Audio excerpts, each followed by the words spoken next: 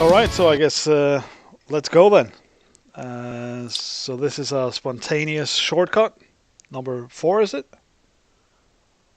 Perhaps. Perhaps. I think And it is number 4. Yeah. yeah, and this time we I have think I a. just beat. Oh no, What was that? never mind. Okay. Thank you. All right, so we're doing this via across the pond. So Carol, you're still in the Americas after somewhat of a blasphemous victory. Is that what we should call it? So One could call it that. anyway, congrats on your results.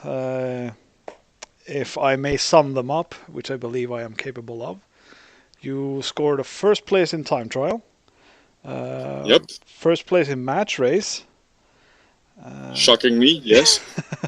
second place in Grand Prix, Yep, and a third in battle mode. indeed. Uh, That which- one may be the most surprising one of them all, honestly. But yeah, carry right, on. yeah.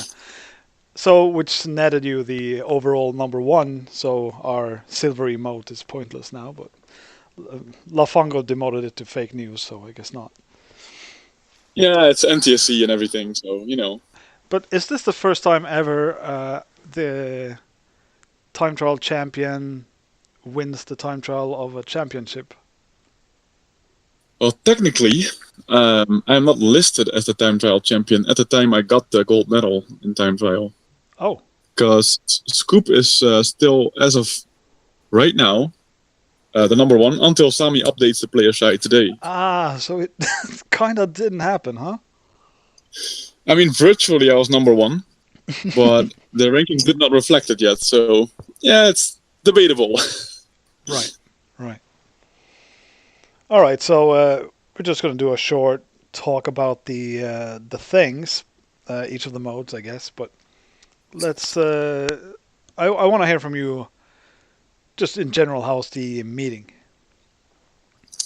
It actually, I could say, far surpassed my expectations. Okay, cool. Because the cartel was very silent about any details, basically, up front. But it turns out they were just. Yeah, that spooks me a little bit. Yeah, it did as well for me, and I mean, I was fine with it if it was turned out to be like quite unorganized and a bit messy because it's the first time, and you know there weren't that many people there, and but it turned out it was pretty smooth after all, and they were just too busy arranging stuff, and you know, also having lives, of course, and turned out they were well prepared. So yeah, nothing but good stuff to say about it, actually. Right. And but personally, one of the coolest things is that Zarkov and Antistar, which are both vocally against double limb systems and triple limb systems, actually really appreciated the way the tournaments were run this week. Oh man, that's fuel for a discussion or two. I mean, literally everyone that competed really liked the system of triple limb and how it was carried out. So that is music to my ears. I really enjoyed it too. Yeah, so, that's great to hear. I'm a big fan of the double limb. I'm not well versed in the triple elimination, but I thought maybe it works. I think very few people are, and even the organizers like Kyle Rendell and his brother Chris Rendell. They were dead set on having a triple limb, even though there's not really dedicated software for it, so they just winged it. But I think, it's surprisingly smooth, even though they really didn't know exactly what they were doing. But from the competitor's point of view, the system really worked, and it was pretty smooth. So yeah, that's cool. Somehow, I mean, I hate to be the told you so guy, and I don't feel like I am, but I'm very happy that it got tried. Absolutely. Yeah. A little caveat here, I think the more people there would have been, probably the more complicated it would have become very fast. Yeah. The triple limb thing. So in hindsight, we were very lucky that there were only like 15 people or so competing. And if actually 30 people or so showed up, it probably would have been more problematic. I had that thought, and it seemed like, I mean, we'll dig into the details during a full numerical episode of Kartriders, I'm sure, but for Grand Prix especially, it kind of dragged. Yeah, it did. And Me as a competitor also got that feeling like, oh my days, we still have so many matches to go. We're already doing first of 3 cups. What is this? yeah, and given 20 more entrants, that's a problem. That's a big problem, yeah. There are other ways of doing semi-triple elimination by having double elimination through the group stage and then resetting the eliminations in top 16, so kind of get that extra life if you lost one. But that's... Yeah, exactly. And they were talking about like a shakedown before and then like a small group stage or whatever, and then a double elim or triple elim. So, yeah, I don't know.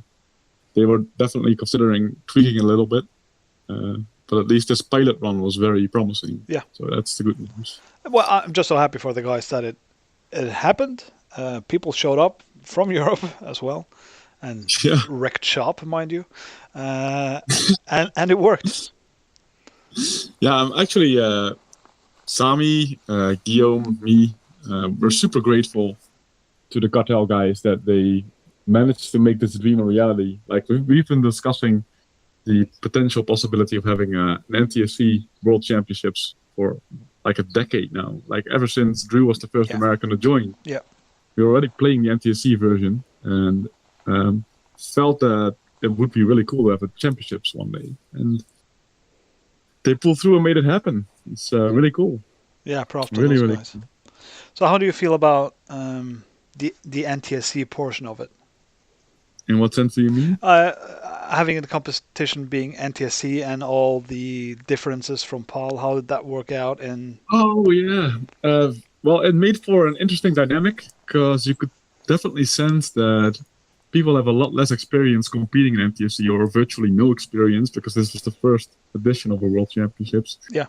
And I think it kind of showed in the level. I mean, we're all accomplished Mario Kart players, but like the very nitty-gritty details, like getting all the zoom starts and some basic mistakes were made, even by top players. More so than you would get in PAL nowadays, for sure. I did notice that, and I was quite surprised by the number of missed zoom starts from people who claim to never miss and such and so. Exactly. Hello, Joe. Did Joe miss zoom starts? You didn't tell me that. Oh, yes, he absolutely did. Oh, in Grand Prix as well? I know I it don't was... think he missed that in Grand Prix. Okay, no, maybe it was match race. Okay. Yeah, he never plays match race, but in Grand Prix he didn't miss any claims. So. Oh, okay. Well, the stream will tell. As it always does. Yes. Yeah. Okay, so let's just go through the modes, Karel, starting with the time trial. Sure. What was the exact format for time trial, and how did you find it? Time trial was basically exactly like how we run it at CDM, except for one major exception, which is the finals. So, like the CDM system is, everyone plays all 20 tracks, and then the total times determine if you carry on to the next round, let's say. So then the top 16 would qualify. And since there were only 13 players, everyone qualified. Good job. For time trials. Yeah, well done, huh? And I was like, usually Sami wins this round because he is super consistent. Yeah. But actually, I managed to win it this time. All right. Despite trying to platform jump on Ghost Valley 1 and failing, but I had some other good ones that did work out. And then, so the knockout stages was basically 2 tracks, total times, and then each round the number of participants got halved. So top 16 became top 8. And interesting to note already, top 16, Sami was eliminated because he missed both his zoom starts, which was a real shock to all of us. Oh, wow. Yeah.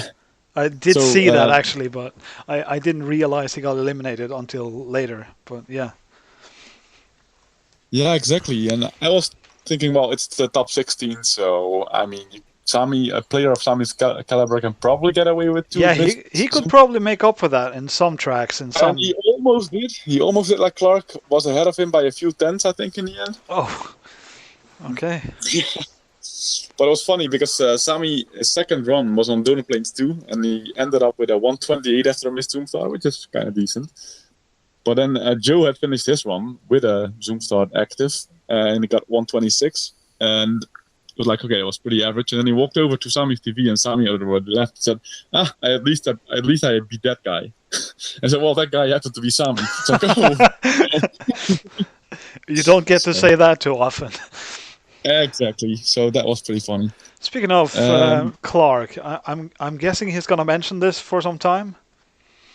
Yes, hopefully not as many times as Lafango has mentioned that he is effectively the time trial one-try champion of the Netherlands. But yes, Clark is now the UK NTSC one-try time trial champion of UK. Who would have thunk it?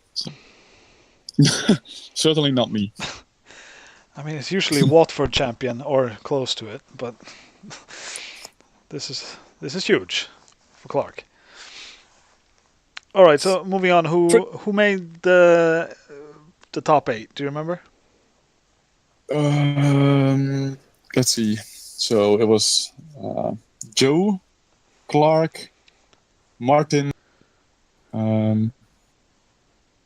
Anti-Star, me. I'm still missing 2. Layla? Matt? No, Layla didn't make it either. Oh, okay. Matt. And number 8 was...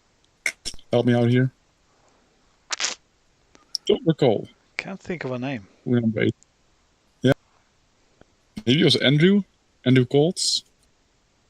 A non-MBT specialist. Oh, not familiar with the name, I think. He's like a non-MBT specialist. There's cool. a few American non-MBT records. Yeah. Right. So it's basically a CDM system up until this point. Yeah. Until this point, and the final traditionally at CDM is played over 1 track, and now it was played over 3 tracks total times again. So that was the major change. Do you prefer this change? 100%, yeah, of 100%, course. 100%, right. So me and David Moore were talking in voice chat during the time trial that David was really saying that he would prefer the tracks to count instead of the total times for the final round. What do you think about that? Oh, like that, yeah. A case could be made for that, yeah, true. I would have changed my approach if that was the case. I would have been more aggressive. Yeah. I mean, you can make a case for both, I guess. Guillaume ended up winning points if you count tracks. It's true. Because he won Cooper Beach 1 and Ring Road, and I won Chocolate Island 2. Yeah, and me and David weren't 100% sure if it was tracks or total time at that point. We just thought it was total time. Right. Mm-hmm. And your fist bump was so tiny on stream that it didn't give it away. When Guillaume crashed, you mean? Yeah. Or yes.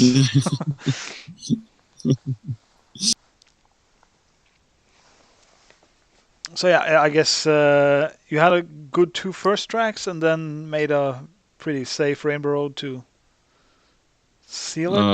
Yeah, a dirty save Rainbow Road, but I knew that I pretty much needed 1 mistake by Guillaume to win. So if that was my approach, I was not going to risk falling off on Rainbow Road. Because I know Guillaume usually goes super aggressive on his 1 tries. Yeah. So I think they're just leaving, but just carry on talking.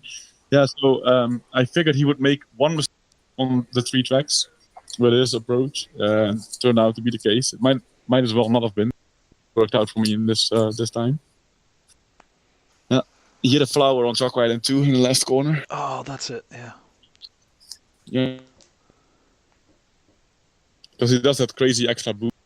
And, like Eric Alden, the world record holder on Chocolate Island 2, does not even use that boost in the world record. And he tried it in a 1 try, so that's how crazy that guy is sometimes.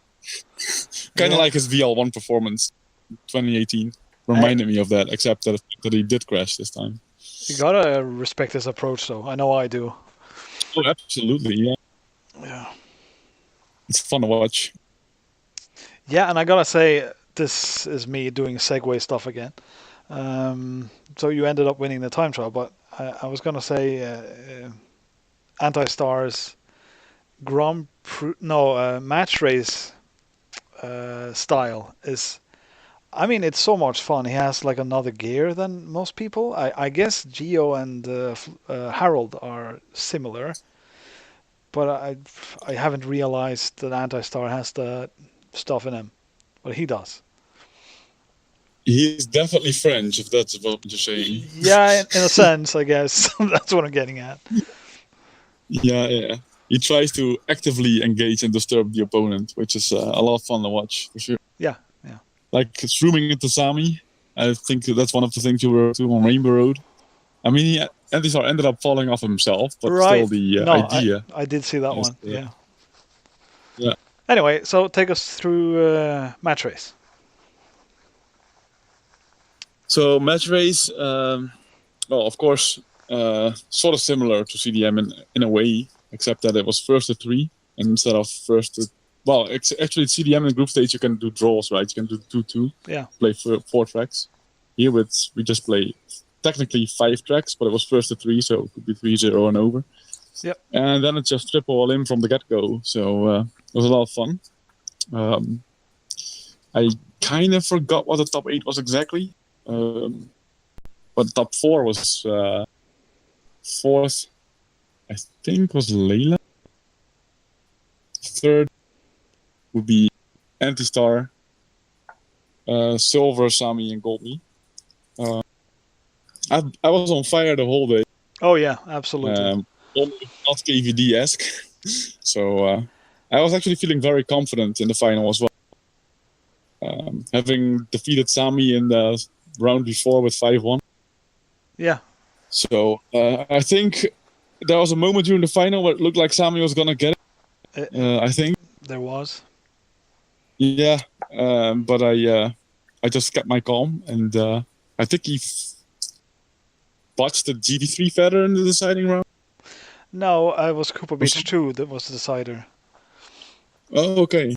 And you played that pretty much flawlessly, which I thought would be tough, seeing as... Cooper Beach 2 typically is tough, yes. Yeah, and the stakes were high. It was 6-6 and it was first to 7, I believe. Yeah, it was. So it's funny that I don't really remember much of the details of the match race day. Also with the tournament structure being different, and I'm not even familiar with rounds called what, let's say. Because you have the winner's final and the little final, whatever. So it makes it hard for me to place or like allocate a match to a specific position. Yeah, I get that. You know what I mean? Yeah. Yeah, so I remember the final, but that's pretty much it. Right. Well, that was a very good final, and the rounds before you were so much on fire that it was kind of one-sided, which was still fun to watch, of course, but not the same nerve, maybe. Yeah, and I think what I remember from my races against Guillaume and Sami that they were both missing lots of Zoom stars. Yeah. And for whatever reason, I wasn't. So that made it more one-sided than it should be. That part of the statement is probably even more shocking.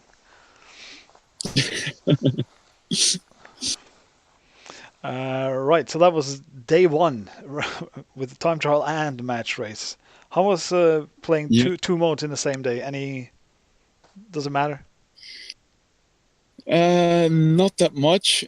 Again, because of the participant field being quite full. Right. I don't think it was a problem. It would have been probably if we had 30 or so competitors. And honestly, the second day, Battle Mode and Grand Prix in the same day was a bit more of a problem. Right. Not a huge problem, but still, I felt like most competitors were done with it after Grand Prix, and then we still had Battle Mode to play. Yeah. So still fun, but it's probably better spread out or at least having a more to the point format next time if we have more competitive.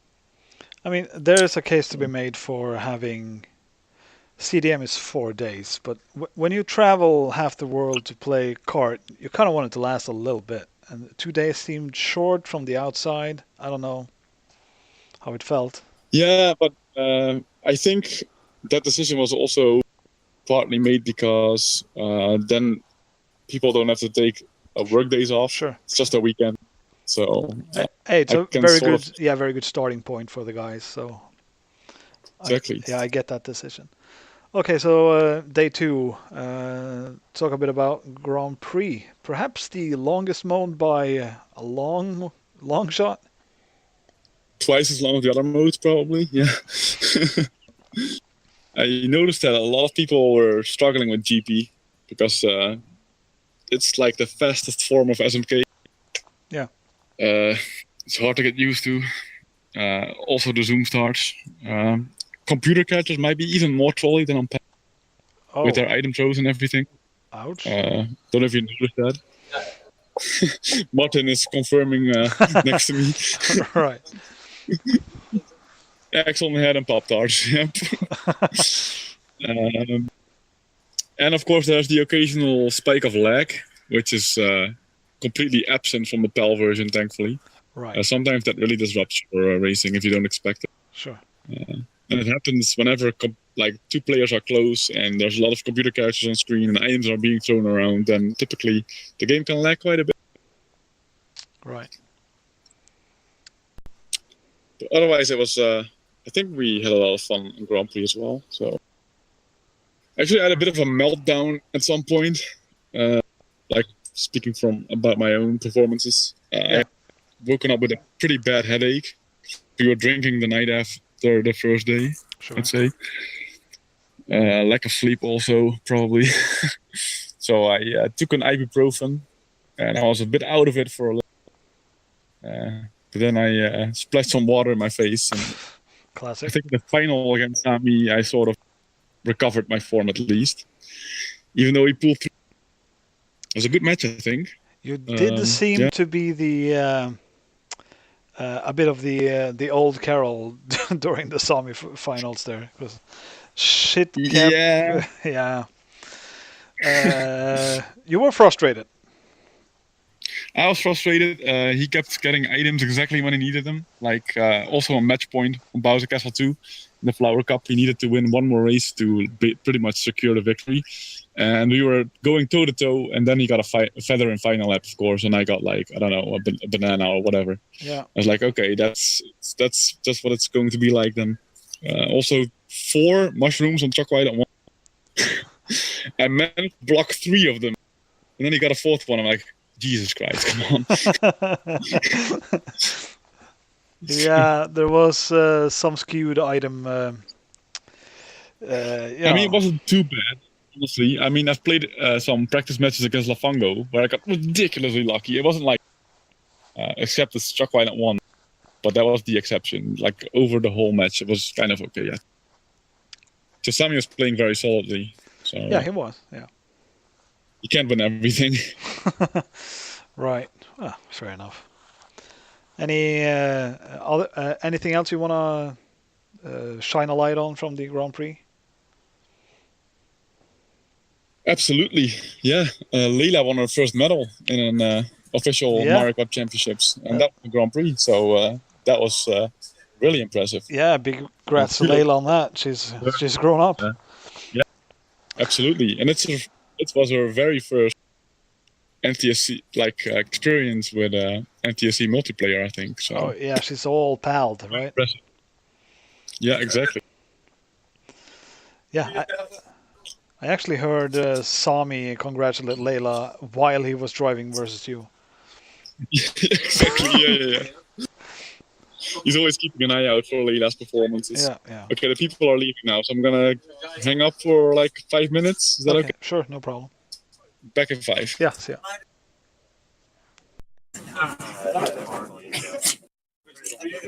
Yeah, we get a lot of that. It's just long nights, a bit cloudy day. Okay, I'm back. Are you still there? Yeah. No, I guess you could hear everything, no? Or Yes, I actually recorded everything if in case there's anything there. so you also recorded my toilet visit then? Huh? I did hear something about Anti-Star saying you wrecked America together. Yeah, that's true. 1 and 2, we totally rocked the US together. So All right. yeah, I was actually surprised by how well the crowd picked up on the microphone. Yeah, I mean, we were as players, we were not actually aware of how much of what was said was actually being like audible on stream. It was a bit surprising, honestly. I think for this first edition, it was kind of interesting, probably for the viewers. You could just hear the crowd's reactions instead of having like streamlined commentary. It's not necessarily something you want to keep for the next editions, perhaps. I mean, when there's no commentary, I think that's a good way to do it. But it did pick up some people a lot more than others, and it was kind of a bit annoying at times, Right. but mostly it was cool. And who would some people be in this case? Let's not. Are you gonna name names? There will be no naming of the names. Anyway, Alright. we can go into that on the full episode, but I feel like the stream itself was plain at best. The second day Right. being much better than the first. Yeah, I was feeling like for a good stream and a good basically we were lacking both you and Pat Right. for that. Yeah, but I guess nobody took charge of that, so it is what it no, is. exactly. Yeah. Yeah. All right, let's pick back up on. We finished Grand Prix, so we're on to battle mode. Yep. And I gotta say, when there's an NTSC Super Mario Kart Championship in the Americas, I would expect Drew Blomfield to be there. It didn't look Yes. like that was gonna happen for a while there. No, it did not. No, it did not. I think his journey to Monroe, as the days developed, reached sort of like a legendary status with us competitors, because he was tweeting like snippets here and there about how it was going. Yeah, And it was not a smooth ride, he was. to say the least. I did see he was taking bets on whether or not he would make it, giving odds Yep. of. That's how he lived life, Yeah. giving odds of everything. Like at match point in battle mode final, I'm kind of like spoiling what happened in battle mode, I guess. But like the final round, he said at some point he said like 90% odds, and it was just like, okay, I now have a 96% odd chance to win. Something along those lines. It's like a very weird moment. So you started But this. yeah, Yeah. Go ahead. I think what he wanted to do was, well, first of all, he had this crazy idea of flying into an airport in a state next to Louisiana and then hitching a ride with a guy that transported stuff that looked like pretty much a serial killer. Cool. He posted this on the message board. It was like, is that seriously going to be your traveling plan? And then in the end, he tried to get cheap plane tickets I by mean, just camping at the airport. hold on one moment there, because to be fair, I have heard people view Drew as a potential psychotic serial killer as well.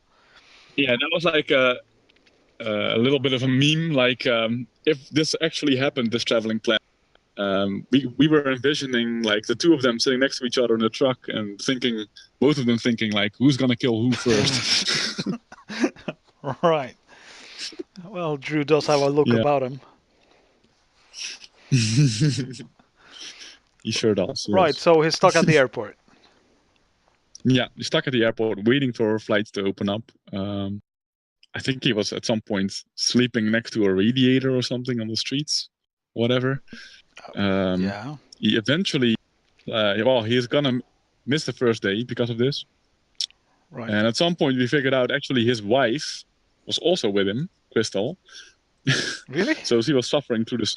Yeah. So eventually, Drew took a flight to Dallas, and she booked another. She got onto another flight, so they were flying separately because of the number of seats available, I guess, or something. So, and then Drew landed in Dallas, and he got pretty much arrested by the police for soliciting. Yeah, sure. Because he was walking through a very rich neighborhood, looking pretty much like Drew, with a big bag underneath his arms. Yeah, so that attracted some attention from the local police. Right. So at some point, Nathan Stinson tweeted like, Drew from winning a gold medal at Battle Mode tomorrow is the Dallas Police Department. Well, eventually, he managed to rent a vehicle. So the next morning, we didn't know if he was going to be there at Battle Mode Day, yes or no. But when we woke up, there was this tweet like, well, my car broke down in the middle of a field 30 miles from the venue. So there was a picture of the car being towed. That was his rental car. And we were like, okay, he's within 30 miles, so we can probably pick him up now. But it turns out he hitched the ride. Of course it did. From the driver. So, and then he was there. Yeah. So that was that journey. Well, in brilliant Drew fashion. I mean, this is how the man lives. So he didn't make it for the Grand Prix, I take it. He did actually enter Grand Prix. Oh. Yeah, he was there in the morning already. No, wait. I did see him play Toad. Maybe I haven't actually faced him in Grand Prix, but I think he was out fairly quickly. But he had not slept for well, maybe he slept like 6 hours in 3 days or something. So he was not looking sharp. I mean, that way of traveling cannot be worth it unless you really value the story of it all. I think he does it sort of for the kicks. Like he treats everything. He treats everything in life like a bet. I think so. He's just going all in, like trying to get the cheapest flight possible by traveling like this. And you win some, you lose some. I think you mostly lose some, to be honest. But yeah, that's Drew. Cheapest flight how? It doesn't value his spare time at all. Then I take it that has zero value to him. I guess not. So spending 60 hours to save $11, that's fine. I guess so. And risking your life and getting incarcerated and okay, that's cool. It does make for a good story. I'll give him that. Drew always does. Yeah, he does indeed, and all the stories are true. Yeah, that's the one. Yeah, right. Okay, so battle mode, the final mode, which is not how it's done at CDM, but how do you feel about battle mode being last? And a bit ambivalent. Well, personally, battle mode is I like battle mode, but it is my least of the favorite of the four. Yeah. And usually after having completed 3 modes, I kind of done with it a little bit, and then having to play battle mode as the last one is not really an appealing prospect. Still, it's okay. I think the cartel wanted to end with battle mode because that was where the chances laid in terms of medal opportunities. Yeah, I get that, but that's like the only argument.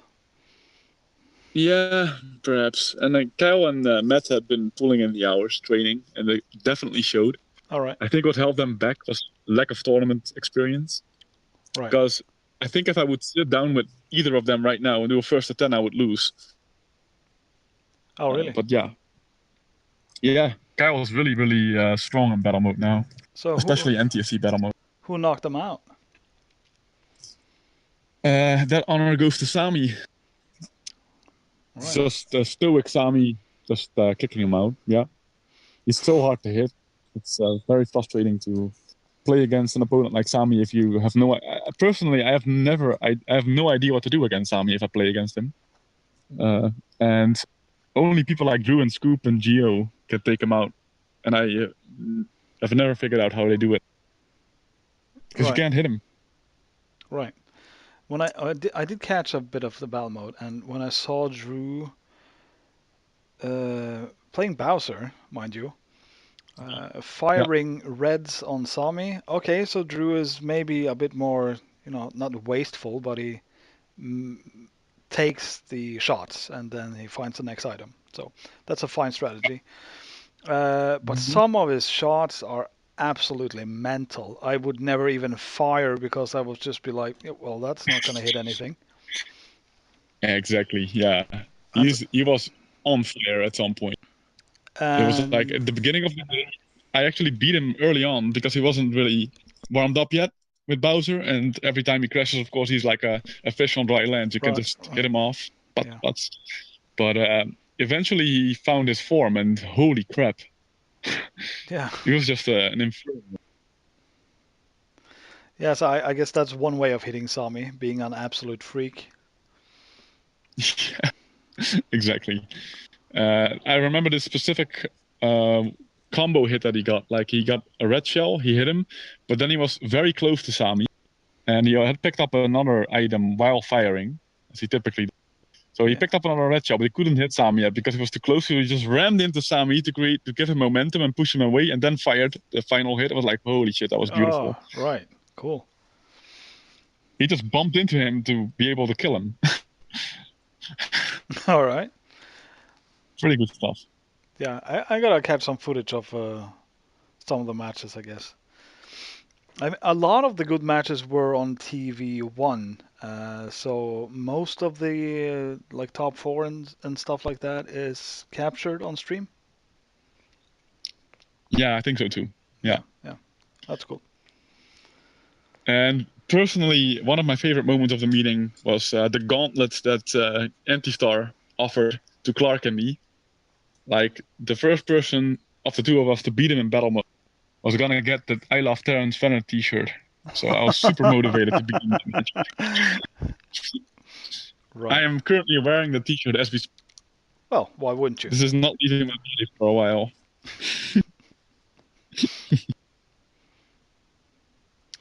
So, that was just standard battle mode first to 10 or something? Mostly first to 5. Okay. Yeah, like we started out with first to 3, and then we got to first to 5 further on in the tournament. Right. And the final was first to 6. Oh, right. Yeah. So that format, how did that work out for you? How did it feel? Honestly, it felt fine. Yeah, I mean, battle mode was shorter than I expected it would be. So perhaps they could, like, CDM final typically is first to 11. To me, that is a bit on the long side. Yeah. First to 7. Honestly, it felt first to 6. It's a bit short, but I didn't feel it was problematically. So, yeah. Yeah, okay. Kind of enjoyed it. Sounds like a lot of stuff did pan out just fine or better. No, absolutely. I'm almost shocked how well everything panned out in the end. Right. So I nothing but praise for the cartel for how they handled.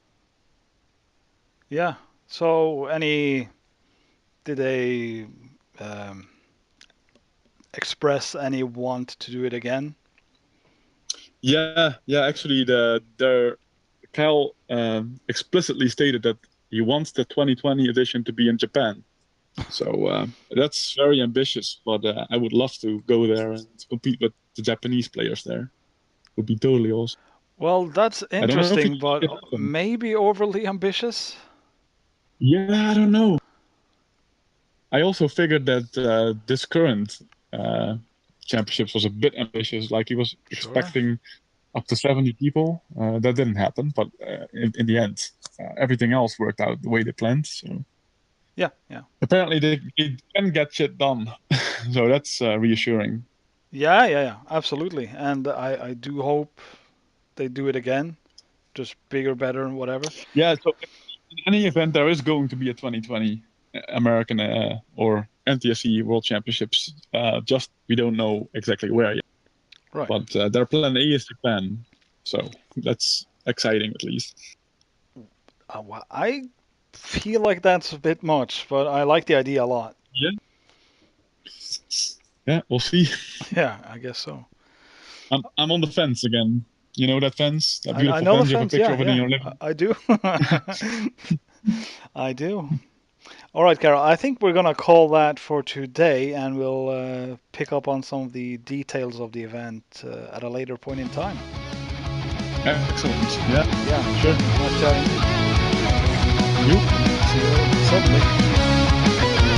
See ya.